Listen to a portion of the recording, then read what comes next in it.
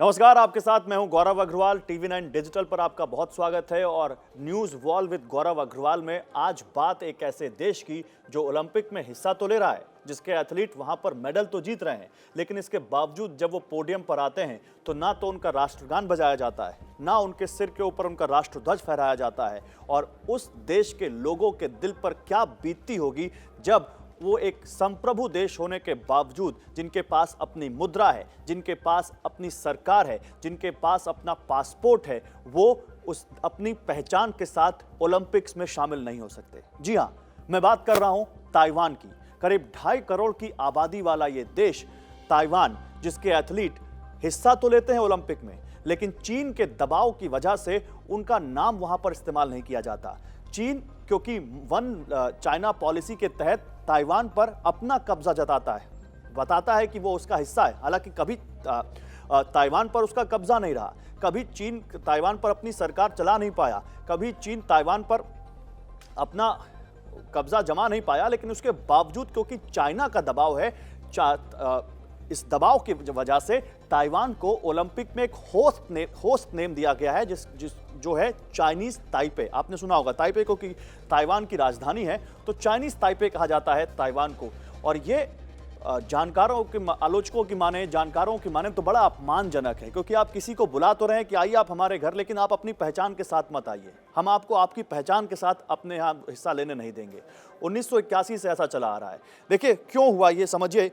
अभी आपको मैं ये बताऊं क्यों हुआ, उससे पहले अगर आपको इसको और अच्छे से समझाऊं तो अभी मंगलवार को टोक्यो ओलंपिक्स में ताइवान की स्टार वेट लिफ्टर ने गोल्ड मेडल जीता। उनका नाम है कुवो हसिंग चुन। लेकिन जब वो पोडियम पर मेडल लेने पहुंची तो नज़ारा थोड़ा अलग था। जो नज़ारा था वो मैं आपको बताता हूं। ना तो उनका कोई राष्ट्रध्वज था वहां पर, ना कोई राष्ट्रगान बजा, और जब वो पोडियम पर थी तो कोई ध्वज ऊपर नहीं जा रहा था। ये सब इसी की वजह से। और जब भी ताइवान के खिलाड़ी चाइनीज ताइपे के नाम से हिस्सा लेते हैं तो उनका जो सफेद और लाल रंग का जो राष्ट्रध्वज है उसके तहत नहीं लेते हैं। उनके हाथ में या एक झंडा होता है सफेद रंग का, जिस पर ओलंपिक रिंग्स बनी होती हैं, और उस झंडे के नीचे ही वो ओलंपिक खेलों में हिस्सा लेते हैं। इस बार भी 68 खिलाड़ियों का दल वहां पर गया, चाइनीज खिलाड़ियों ताइवानी खिलाड़ियों का, लेकिन चाइनीज ताइपे के नाम से।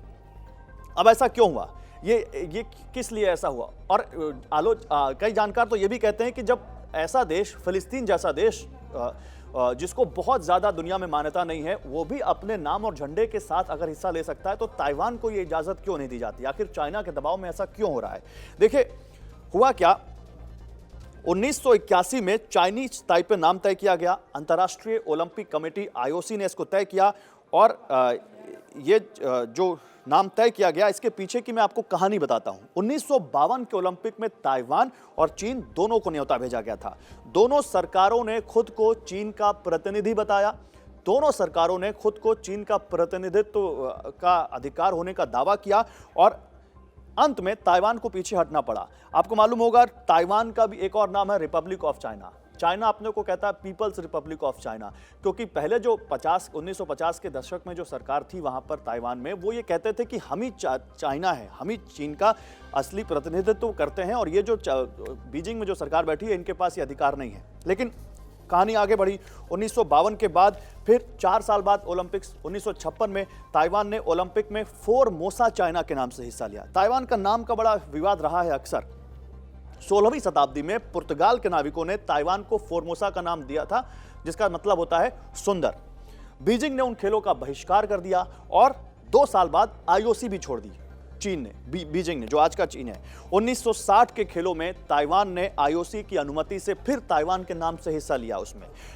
लेकिन ताइवान की तब की सरकार को इस नाम पर आपत्ति थी। जैसा मैंने आपको बताया, वो चाहते थे कि उनको ताइवान के नाम से नहीं बल्कि रिपब्लिक ऑफ चाइना के नाम से पहचान मिले, और उसी नाम से वो खेलों में हिस्सा लें। 1960 और 1964 रिपब्लिक ऑफ चाइना नहीं बल्कि ताइवान ने ताइवान के नाम से ही हिस्सा लिया, और उन्होंने इस ओलंपिक में हिस्सा लिया। लेकिन 1972 ताइवान ओलंपिक में आखिरी बार रिपब्लिक ऑफ चाइना के नाम से उसने भाग लिया, और इस नाम को 1979 में रद्द कर दिया गया। अब 72 से 79 की स्टोरी बहुत इंटरेस्टिंग है, और यहां पर अमेरिकन एंगल है।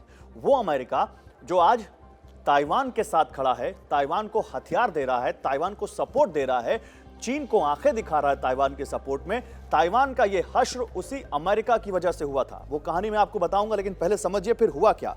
1981 में ताइवान को दोबारा ओलंपिक खेलों में हिस्सा लेने के लिए अनुमति मिली, लेकिन तब नाम तय कर दिया गया चाइनीज ताइपे, और वो नाम तब से लेकर अब तक चला आ रहा है। अब मैं आपको ये एंगल बताता हूं, अमेरिकन एंगल जो मैंने आपको बताया। देखिए हुआ क्या, पहले ताइवान संयुक्त राष्ट्र सुरक्षा परिषद का हिस्सा था, रिपब्लिक ऑफ चाइना। शीत युद्ध के दौरान ताइवान को अमेरिका का पूरा समर्थन मिला हुआ था और वो उस समर्थन के साथ चल भी रहे थे, लेकिन हालात एकदम से बदल गए। 1971 में चीजें बदलने लग गईं। अमेरिकी राष्ट्रपति रिचर्ड निक्सन उस वक्त प्रेसिडेंट थे और उन्होंने चीन को पहचान दी और कहा कि ताइवान संयुक्त राष्ट्र सुरक्षा परिषद से ताइवान उसमें नहीं रह सकता और उसको हटना पड़ेगा।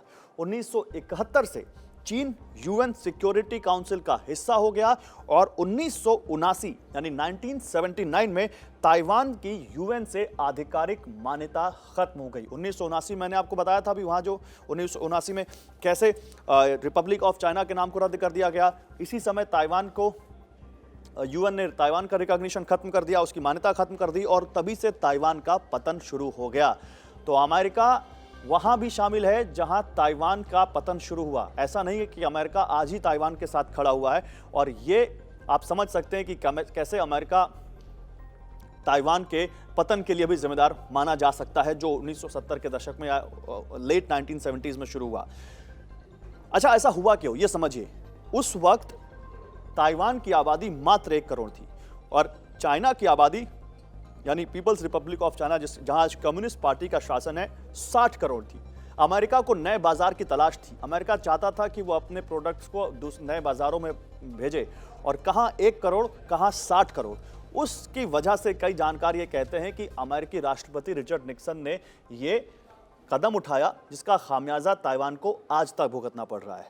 लेकिन सवाल एक बार फिर से आता है कि क्या दुनिया चीन के दबाव को इस तरह सहेगी? चीन का अपने हर पड़ोसी देश से इंक्लूडिंग इंडिया, भारत के साथ साथ अपने हर पड़ोसी से लगभग सीमा विवाद है। उसकी जो विस्तारवादी नीति है उसके तहत वो हर पड़ोसी की जमीन पर कब्जा करना चाहता है। क्या आज वक्त नहीं आ गया है कि चाहे खेलों के इस महाकुंभ के जरिए ही कुछ ऐसा संदेश चीन को दिया जाए कि उसकी दादागिरी इतने दिनों तक नहीं चल सकती? और क्या ताइवान उसका एक बहुत बड़ा जरिया, बहुत अच्छा जरिया नहीं बन सकता? सोचना तो चाहिए। आज बस इतना इस वीडियो में। Thank you.